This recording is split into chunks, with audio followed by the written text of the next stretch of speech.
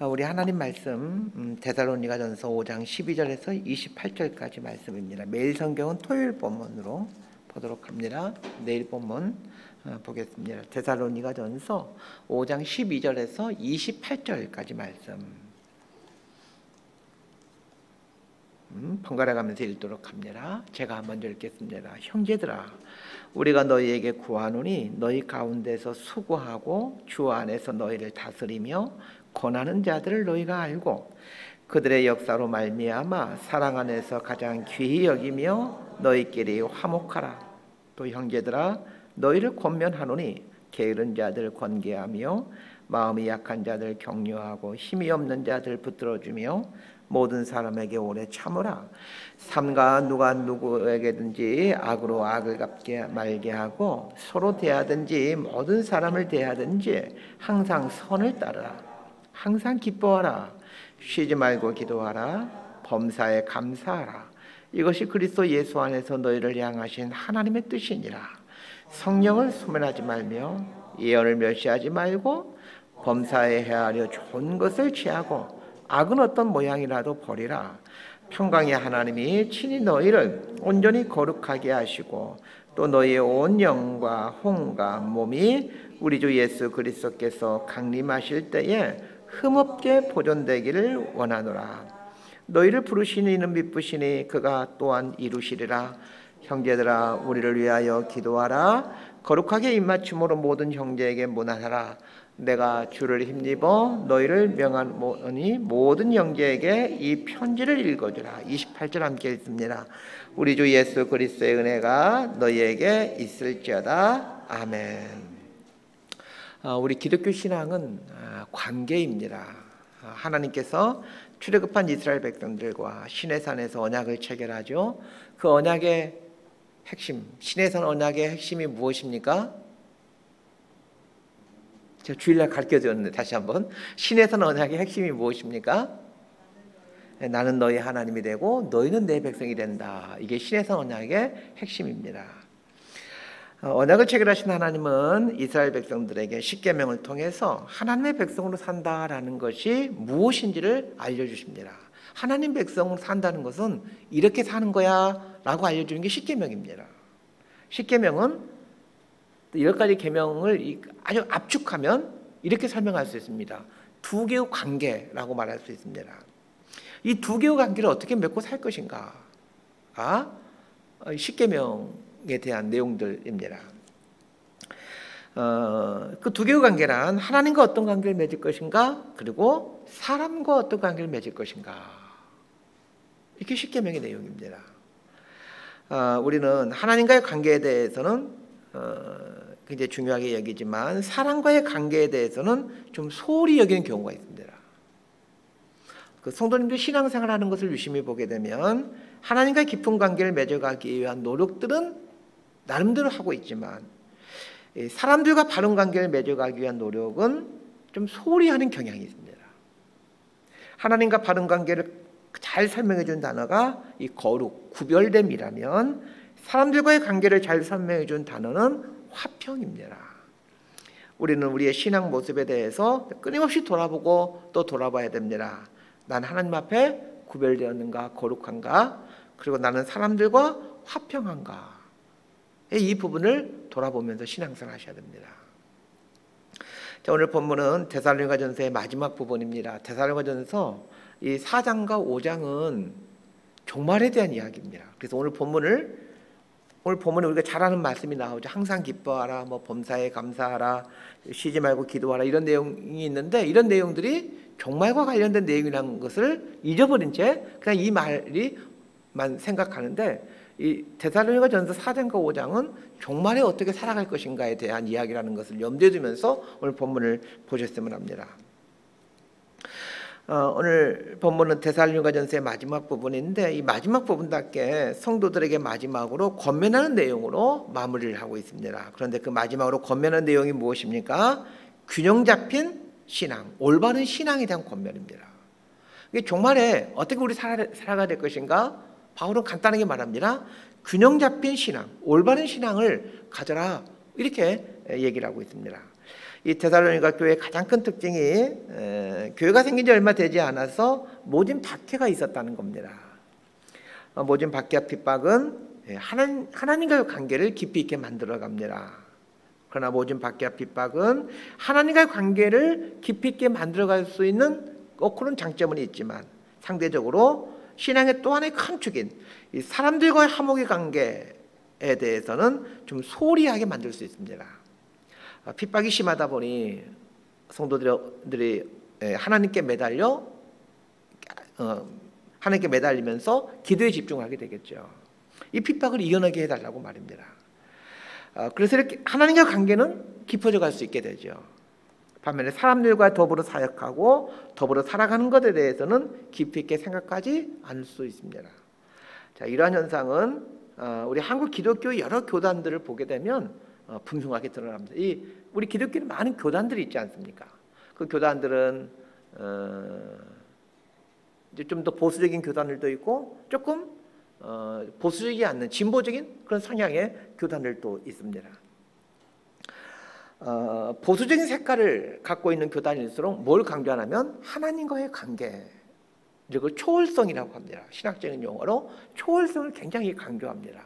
그래서 기도 생활이라든지 보수적인 신앙생활을 갖고 있는 분들의 특징이 하나님 앞에 나와서 기도하고 예배드리고 이런 것들이 굉장히 중요하게 여기는 거죠.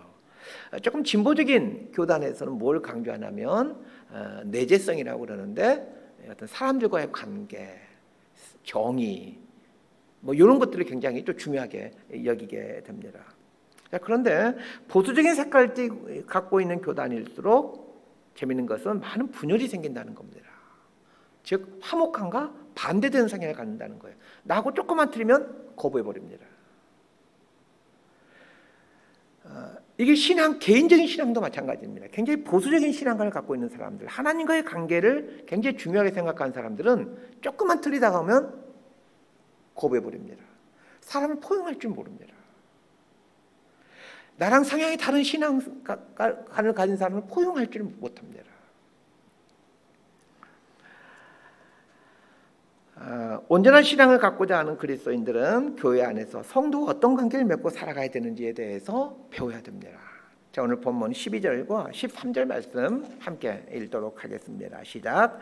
형제들아, 우리가 너희에게 구하노니 너희 가운데서 수고하고 주 안에서 너희를 다스리며 권하는 자들 너희가 알고 그들의 역사로 말미암아 사랑 안에서 가장 귀히 여기며 너희끼리 화목하라. 자, 12절 말씀인 너희 가운데서 수고하고 주 안에서 너희를 다스리며 권하는 자들을 너희가 알고. 자, 이 말이 무슨 말인지 쉽게 좀 이해가 되지 않을 겁니다. 이 알고라는 말 때문에 그렇습니다. 이 알고라는 말은 존경하고라는 말입니다. 알고라는 말 대신에 존경하고로 바꾸면 쉽게 이해가 됩니다. 12절 말씀은 이런 뜻입니다. 교회의 지도자들을 존경하라 라는 말입니다. 바울이 왜 데살로니가 교회에게 성도들에게 그 교회의 지도자들, 권위자들을 존경하라라고 말했을까요? 자, 앞에서 눈이 말씀드렸지만 데살로니가 교회는 생긴 지 얼마 되지 않은 교회입니다. 더군다나 바울이 그 교회가 생긴 지 한두 달 만에 핍박으로 인해서 그 데살로니가 지역을 떠나야만 했기에 데살로니가 교회 자체적으로 이제 지도자를 세워야만 했습니다.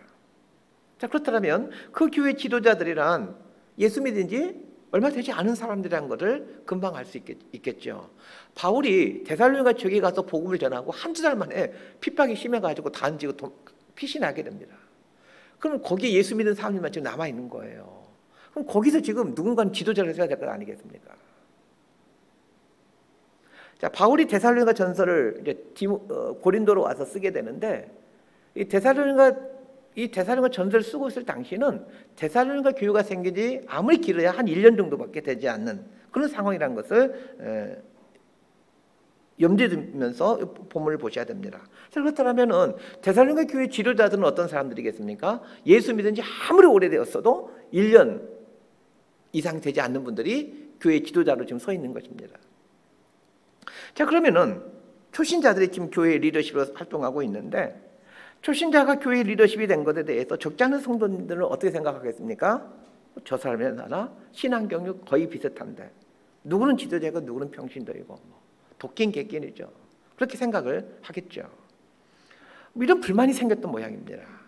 또한 신앙의 초보자들이 또 리더십들이 되었기에 아마도 그 부분들 중에는 성숙한 분들이 아닌 경우도 있었을 것입니다. 이런 것 때문에 이 리더십들을 향한 어떤 불만들이 있었던 모양으로 보여집니다. 교회를 개척하고 보니까 어떤 그 이상과 현실 사이에서 오는 그 괴리감들을 종종 경험하곤 합니다. 좋은 신앙인들을 교회 일꾼을 세워야 되는 것은 그 누구나 알고 있는 상식입니다. 성경에서도 보게 되면 집사의 자격, 장로의 자격, 감독의 자격 쭉 나오죠. 그런 자격 있는 분들을 교회 리더십으로 세워야 된다는 거 잘 알고 있습니다. 그걸 모르는 목회자들은 없을 겁니다. 그러나 개척교회 현실은 이상과 다릅니다. 교회를 운영하기 위해 어쩔 수 없이 사람을 임명해야 되는데 성도가 적기 때문에 조금 자질이 부족하더라도 성경에서 말한 기준에 좀 많이 미흡하더라도 중직자로 임명되기도 하죠. 이런 것으로 인해서 어떤 성도들은 불만을 갖기도 합니다. 아마 데살로니가 교회가 그랬던 것으로 보여집니다. 신앙이나 인격에 있어서 부족함이 있는 분들이 어쩔 수 없이 리더십으로 세움받게 되었을 텐데 이걸로 인해 생기는 어떤 문제들이 있었을 것입니다. 이것에 대해 사도 바울은 비록 예수 믿은 지 얼마 되지 않는 리더십들이지만 하나님께서 세우신 이 권위자들, 리더십들을 존중하라라고 권면하고 있습니다. 이 권위에 순종하는 것, 여러분 이게 신앙의 굉장히 중요한 부분입니다. 권위에 대해 순종하는 것을 가장 잘 보여주고 있는 사람은 아마도 다윗이실 겁니다. 권위에 순종하고 리더십에 순종하는 사람들은 우리들 생각하기에 참 성격이 온순한 사람들일 거라고 생각을 합니다. 그러나 다윗을 잘 보십시오. 다윗은 타고난 싸움꾼이었습니다. 군인이고 용사였지만 다윗은 싸워야 될 싸움과 싸우지 말아야 될 싸움을 분별할 줄 아는 사람이었습니다. 골리앗과의 싸움은 싸워야 할 싸움입니다.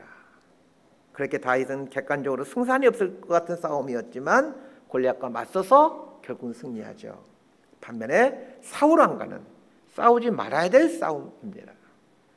다윗이 몇 번이나 사울을 살려줬던 것은 싸우지 말아야 될 싸움이었기 때문입니다. 이런 다윗의 분별력과 성숙함이 다윗을 만들어가게 됩니다. 사울은 어쨌든 하나님이 기름 부시는 왕이었습니다. 그렇게 하나님께서 거두어 가실 때까지 다윗은 기다리는 겁니다. 좋은 리더는 항상 좋은 팔로였습니다. 나이가 조금 먹어보니까 이제 우리 이렇게 목회 세계에서도 이렇게 지도자가 되신 분들을 이렇게 이제 알고 지내지 않습니까? 제 나이 때문에 하다도 이제 다 대부분 다 담임 목사가 되고 다 이렇죠. 깨닫는 게 있습니다. 좋은 그 리더는 항상 팔로일 때 좋은 팔로였다는 거예요. 그래서 이 팔로일 때 그 사람의 모습을 보게 되면 저 사람이 좋은 리더십이 될지 쉽게 예상할 수 있습니다. 그러게 팔로일 때 여러분 좋은 팔로가 되셔야 됩니다. 그래야 좋은 리더십으로 세움받게 됩니다. 우리는 하나님께서 세우신 교회 리더십을 존중해야 됩니다. 설사 존경할 만한 구석이 없더라도 존중해야 됩니다.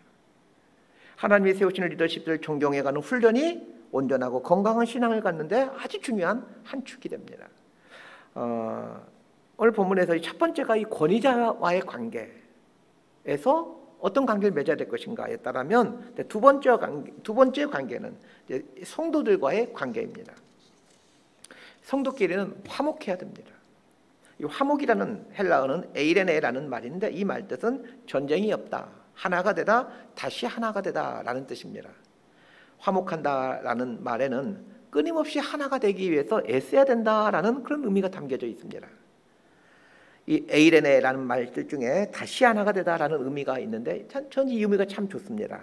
우리는 하나 되기 어려운 존재들임을 말해주는 그런 설명이기 때문에 그렇습니다. 그러기에 또다시 하나가 되기 위해서 노력해야 됩니다. 성도들과는 하나 되기 위해서 애써가는 것, 여러분 이게 성숙한 신앙인의 모습입니다.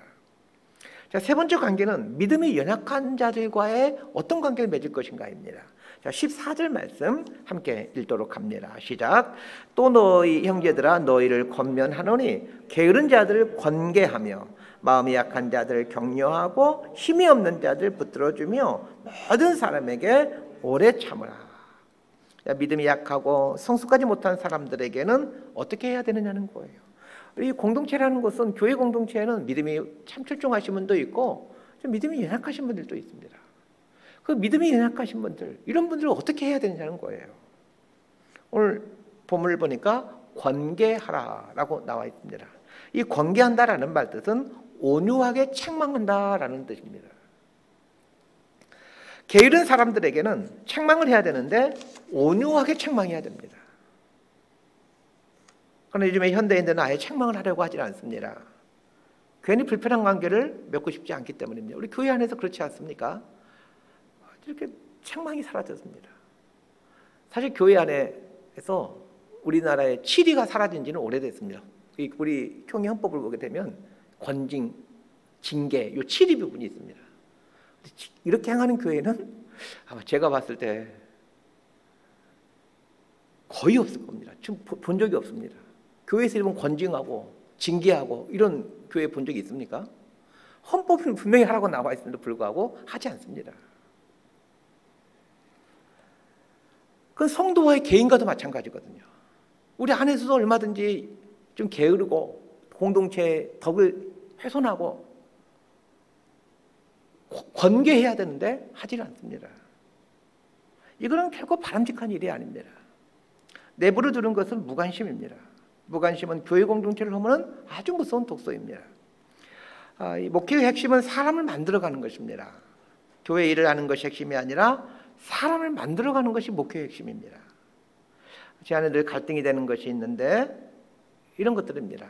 종종 이제 교우들 중에 보게 되면 어떤 성도님들에게 이분에게 꼭 이 말을 해주고 싶은데 이런 마음이 들다가도 괜히 이런 말 했다가 상처받으면 어떡하나, 괜히 관계만 어색해지면 어떡하나, 이렇게 생각하고는 포기할 때가 많습니다. 말하자니 이 성도님과 관계에 문제가 생길 것 같고 또 말을 안 하자니 내팽개치는 것 같다, 양심에 가책이 오고, 그래서 참 목회가 어렵구나, 이런 생각들 하곤 합니다. 연약한 사람들의 어떤 부류가 있는 또 한 부류는 마음이 약한 자들. 처음에는 게으른 자가 나오고 두 번째는 마음이 약한 자들이 등장합니다. 이 마음이 약한 사람들이란 소심한 사람들을 말합니다. 다른 사람들과 잘 어울리지 못하고 관계를 맺어가는 것을 어렵게 생각하는 사람들에게는 격려함으로 그들을 세워가라, 이렇게 말하고 있습니다.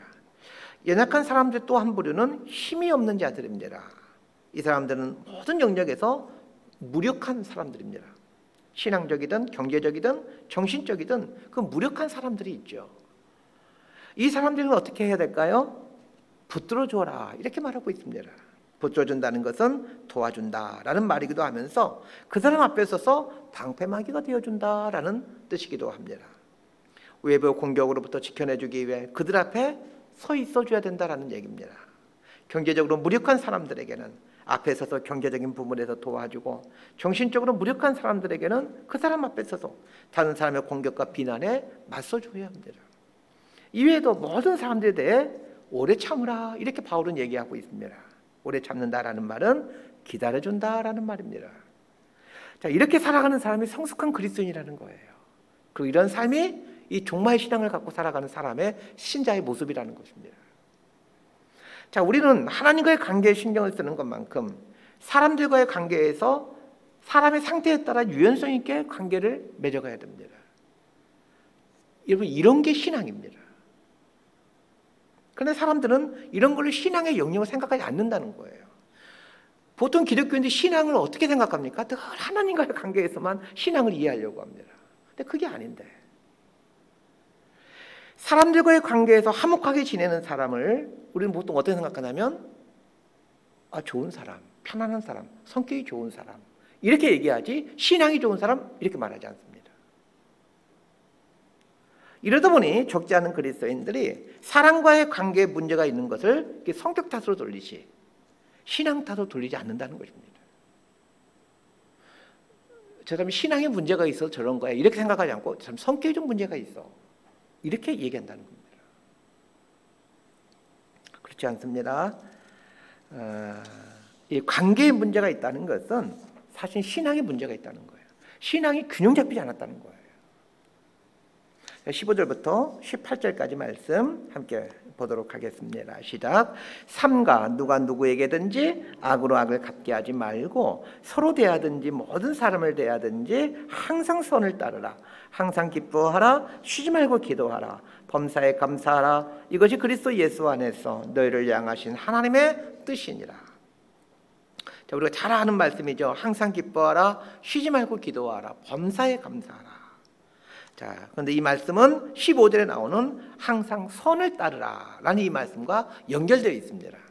항상 선을 따르라에 나오는 항상과 항상 기뻐하라 나오는 항상과 연결이 되어 있고, 쉬지 말고 기도하라에 나오는 쉬지 말고와 범사에 감사하라에 나오는 범사와 연결이 되어 있습니다. 자, 그러면 이 선을 따르라라는 것의 구체적인 모습이 무엇인지를 알게 됩니다. 기뻐하는 것, 기도하는 것, 감사하는 것입니다. 사람과의 관계에서 악으로 갚지 말고 선을 행하며 살아간다는 것은 구체적으로 어떻게 한다라는 말입니까? 항상 기뻐하는 겁니다. 나에게 주신 사람들로 인해 기뻐하시길 바랍니다. 또 나에게 주신 영적인 리더십들, 또 교회 안의 식구들, 또 믿음의 동력자들을 보며 기뻐하시길 바랍니다. 함께 웃고 함께 고통하고 함께 얘기할 수 있는 믿음의 식구들이 있다는 것에 감사하십시오. 사람들과의 관계에서 선을 따라 행한다라는 것은 그들을 위해 기도한다라는 말이기도 합니다. 사람들을 위해 기도하는 것이 사람들에게 선을 행하는 것입니다. 사람들과 관계에서 선을 행하는 세 번째 모습은 범사에 감사하는 것입니다. 사람들과 관계를 맺다 보면 섭섭한 일도 있고 좀 가슴 아픈 일도 있습니다. 그럼에도 불평하지 말고 감사하며 사는 것이 선을 향하며 사는 모습입니다. 자, 이렇게 살아가는 것이 하나님의 뜻입니다. 왜 사도 바울이 이것이 그리스도 예수 안에서 너희를 향하신 하나님의 뜻이라 이렇게 말씀했을까요?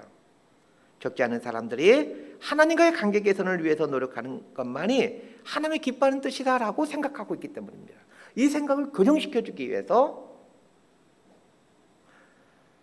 사람과의 관계 개선을 위해서 노력하는 것이 하나님의 뜻이다라고 말하고 있습니다. 자, 19절에서 22절까지 말씀 함께 봅시다. 19절에서 22절입니다. 시작. 성령을 소멸하지 말며 예언을 멸시하지 말고 범사에 헤아려 좋은 것을 취하고 악은 어떤 모양이라도 버리라. 자, 성령을 소멸하지 말며 예언을 멸시하지 말고 이렇게 나와 있습니다. 이게 무슨 뜻입니까? 근데 먼저 이 뜻을 알기 위해서는 예언에 대한 이해가 좀 있어야 되겠죠. 예언이란 앞으로 일어날 일을 미리 말하는 것이 아닙니다. 성경에서 말하는 예언이란 하나님의 말씀을 잘 풀어서 논리적으로, 이성적으로 설명해 주는 것을 예언이라고 합니다. 예언이라는 한자를 보면 맡을 예, 말씀 언을 씁니다. 말씀을 맡는다 이 말이에요. 그 맡을 예는 우리 은행에 예금한다라고 할 때 그 예자입니다. 돈을 맡긴다라는 말이죠. 말씀을 맡긴다 이런 뜻이에요. 예언이라는 말은. 고린도전서에 보게 되면 예언의 은사가 나오죠. 그런데 그 예언의 은사를 가진 사람이란 성경 말씀을 가르친 사람들을 말합니다. 오늘날로 말하면 설교자들이라고 말할 수 있죠. 목회자의 가장 큰 직무는 이 말씀을 가르치는 일입니다. 교회를 크게 지는 것도 아니고 예산을 집행하는 것도 아니고 말씀을 가르치는 일이 목회자가 해야 될 가장 중요한 일입니다. 가장 이상적인 교회는 초대교회다라고 모든 성도들과 목회자들은 이구동성으로 이야기를 합니다. 자, 그러면 초대교회는 어떠했습니까? 사도행전 6장 4절에 보면 이런 말이 나옵니다. 우리는 오로지 기도하는 일과 말씀 사역에 힘쓰리라 하니, 옛날 번역본은 전무하리라 하니. 여러분, 이게 목회자가 해야 될 일입니다. 돈과 관련된 일을 하는 것은 집사들을 하도록 집사들을 선발하죠. 목회자가 말씀과 기도에 전념하자 어떤 일이 발생했다라고 사도행전이 말하고 있습니까? 사도행전 6장 7절을 읽어드릴게요. 하나님의 말씀이 점점 왕성하여 예루살렘에 있는 제자의 수가 더 심히 많아지고 허다한 제사장의 무리도 이 도에 복종하니라. 예언이란 말씀을 가르치는 일입니다. 반면에 성령을 소멸하지 말며 라는 말은 무슨 뜻입니까? 자, 성령님의 이끄심, 성령님의 인도하심에 순종하는 삶을 말합니다. 자, 그런 측면에서 성령과 예언은 사실은 잘 생각해 보면 반대의 개념입니다. 예언은 지성적이고 이성적인 부분이라면 성령은 어떤 감성적인 영역입니다. 성령을 소멸하지 말며 예언을 멸시하지 말고, 이 말을 잘 논리적으로 좀 분석하면서 이해해야 됩니다. 자, 이 말을 달리 표현하면 머리는 차갑게 가슴은 뜨겁게로 바꿀 수 있습니다. 건강한 신앙은 머리는 차가워야 됩니다. 반면에 가슴은 뜨거워야 합니다. 바울을 잘 보시길 바랍니다. 그 바울이 하는 설교들이 사도행전 같은 데 보게 되면 나와 있는데, 그 바울이 하는 설교를 잘 한번 유심히 봐보세요. 그럼 철저히 구약성경 말씀을 풀어서 설명하고 있다는 것을 알게 됩니다. 아주 논리적이고 아주 이성적입니다. 그러나 그의 삶을 보십시오. 성령님의 음성에 귀를 기울이고 성령님의 이끄심에 순종해 갑니다. 2차 선교여행 때 소아시아 무시아에 있을 때 환상을 보게 되죠. 성령님께서 주시는 환상입니다. 이 성령님께서 환상을 주자 자기가 계획하고 세웠던 모든 계획들을 포기하고 성령님의 인도하심에 순종하며 나아갑니다. 성령 충만하다는 것은 이 두 개의 영역이 조화를 이루는 것입니다. 예언이 말씀이라면 성령은 기도라고 설명할 수 있습니다. 신앙은 이 두 개의 영역이 균형을 맞춰야 합니다. 신학교의 문제는 예언에 치우쳤다는 것이고 기도원의 문제는 성령에 치우쳤다는 것입니다. 말씀을 볼 때도 로고스의 말씀과 레마의 말씀 두 가지를 취해야 됩니다. 로고스의 말씀이 문자 그대로의 말씀이라면 레마의 말씀은 살아 움직이는 내 개인에게 들려주는 말씀을 레마라고 합니다. 로고스의 말씀을 배우는 것이 성경대학이나 성경 공부 같은 것입니다. 레마의 말씀을 배울 수 있는 것이 큐티와 같은 것입니다. 기도도 마찬가지입니다. 기도도 내면을 향하는 기도와 외부로 향하는 기도로 나눌 수 있습니다. 내면을 향하는 기도는 침묵기도, 관상기도 이런 기도가 있고, 외부로 향하는 기도는 통성기도와 같은 중보기도와 같은 것들이 있습니다. 성령과 예언의 균형, 그리고 말씀과 기도의 균형, 또 말씀 안에서도 레마와 로고스와의 균형, 기도 안에서도 내부로 향하는 기도와 외부로 향하는 기도의 균형, 이런 게 신앙의 균형입니다.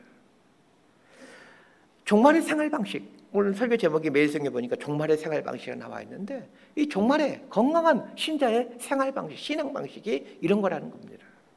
자, 23절 말씀을 함께 보도록 하겠습니다. 23절입니다. 시작.